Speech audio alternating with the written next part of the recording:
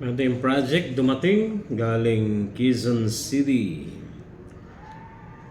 Sasuki natin from Quezon City, but this is a 4-story with deck project to sana. Paranaque City.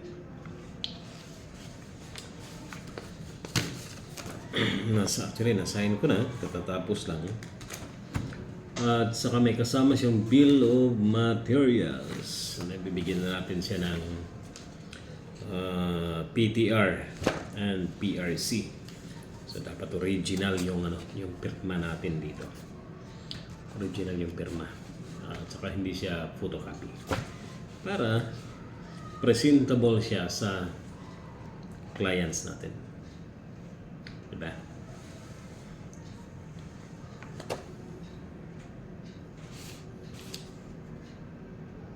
If das plan, 4-story with deck.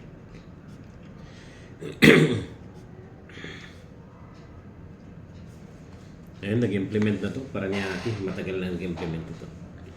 Ang hindi na nag-implement pa sa ngayon ng electronics permit is yung Manila.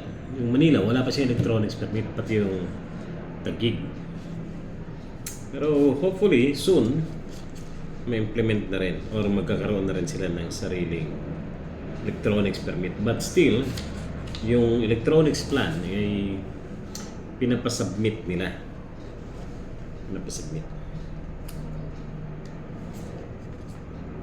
Yung permit lang ang hindi pinapasubmit kasi wala pang available sila.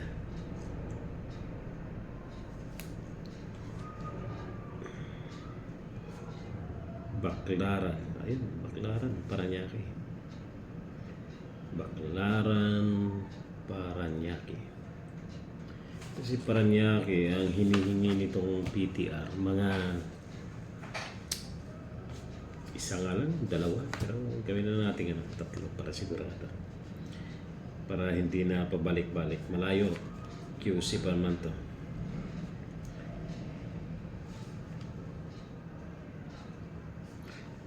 May mga parating pa akong mga clients pero baka mamaya pa.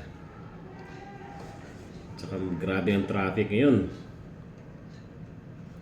Papasko na kaya kahapon nandun kami kahapon sa MOA. Napaka-traffic.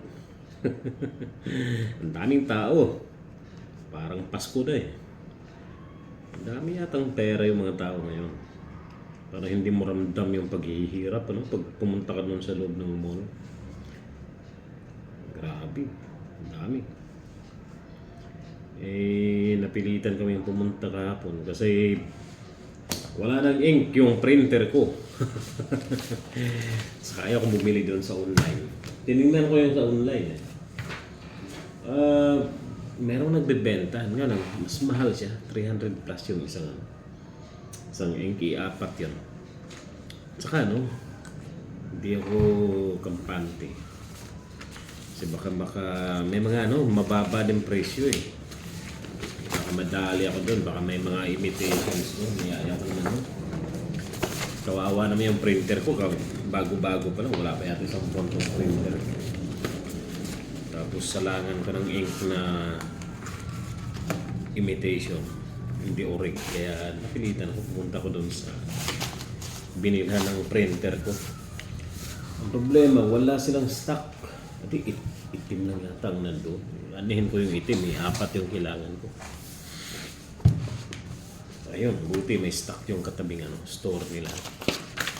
Doon kami bumili ni Mrs.